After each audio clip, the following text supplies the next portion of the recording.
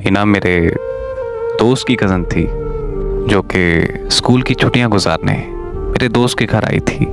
दोस्ती के कुछ ही दिनों बाद कश्यप ने मुझे प्रपोज कर दिया। मुझे भी कश्यप बहुत अच्छी लगती थी, तो मैंने उसका प्रपोजल एक्सेप्ट कर लिया और उसे हाँ कर दी। हमारी ज़िंदगी का वो सबसे खूबसूरत साल था। हमने बहुत सारा वक्त साथ में गुजारा। फिर छुट्टियां ख़त्म होने पर हिना वापस अपने घर चली गई। उसके जाने के बाद मैं उदास सा रहने लगा।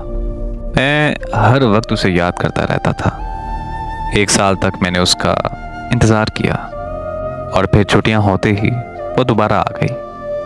फिर हम में खूब मुलाकातें, खूब बातें हुई। जब उसने मुझे पहली बार गले लगाया तो उसकी खुशबू मेरी रूह में समा गई। वो खुशबू मैं आज भी अपनी रूह में महसूस करता हूँ। 2009 से 2011 तक का सिलसिला ऐसे ही चलता रहा। मैं उसके आने का हर साल बड़ी शिद्दत से इंतज़ार करता था। हर साल मेरे प्यार की शिद्दत भी बढ़ जाती थी। लेकिन जब हिना 2012 की छुट्टियां गुजारने आई तो वो काफ़ी हद तक बदल चुकी थी।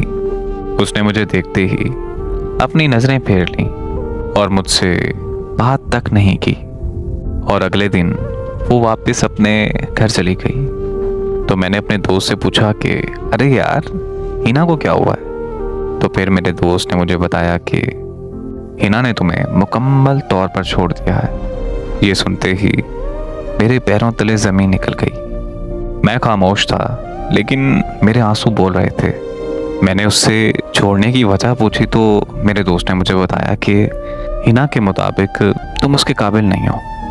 मैं रोता रहा, तड़पता रहा, लेकिन वो जांच हुई थी। मेरा उससे राब्ते का कोई जरिया ही नहीं था।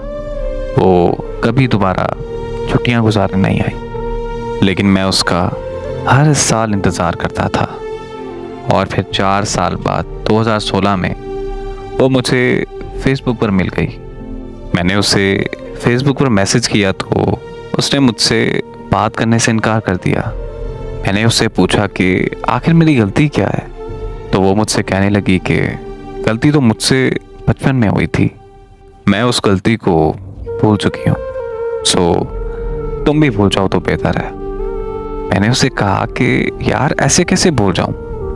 अगर तो मैंने भूलना होता तो अब तक भूल चुका होता, मगर तुम मेरी यादों से, मेरे ख्यालों से कभी जा ही नहीं पाई। और इसमें कोई शक नहीं है कि मैं आज भी तुमसे बहुत मोहब्बत करता हूँ। तो उसने ये कहकर मुझे ब्लॉक कर दिया कि भाड़ में जाए तुम्हारी मोहब्बत और भाड़ में जाओ तुम।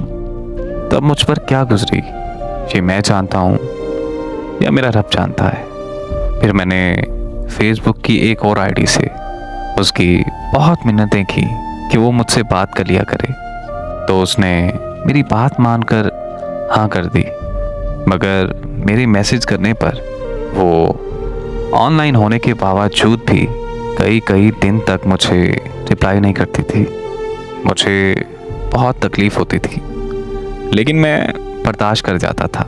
फिर एक दिन मैंने उसे देखने की ख्वाहिश की तो वो मान गई। उस दिन मैं उसके घर के बाहर घंटों तक तेज़ और सर्द बारिश में उसका इंतज़ार करता रहा। रात को 11 बजे उसका जाकर रिप्लाई आया।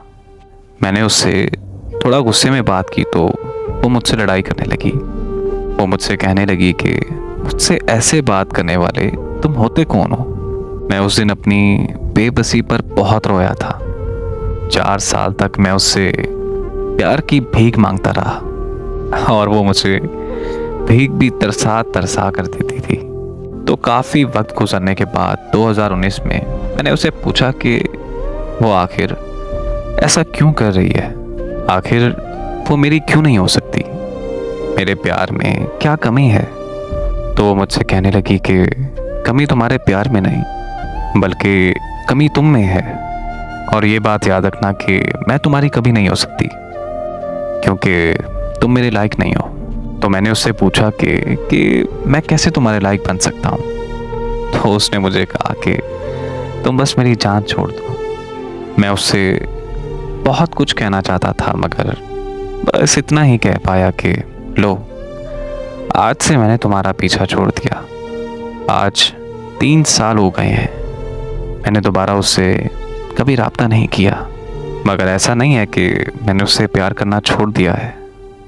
मैं आज भी उसे शिद्दत से चाहता हूँ और अपनी आखिरी सांस तक उसे चाहता रहूँगा।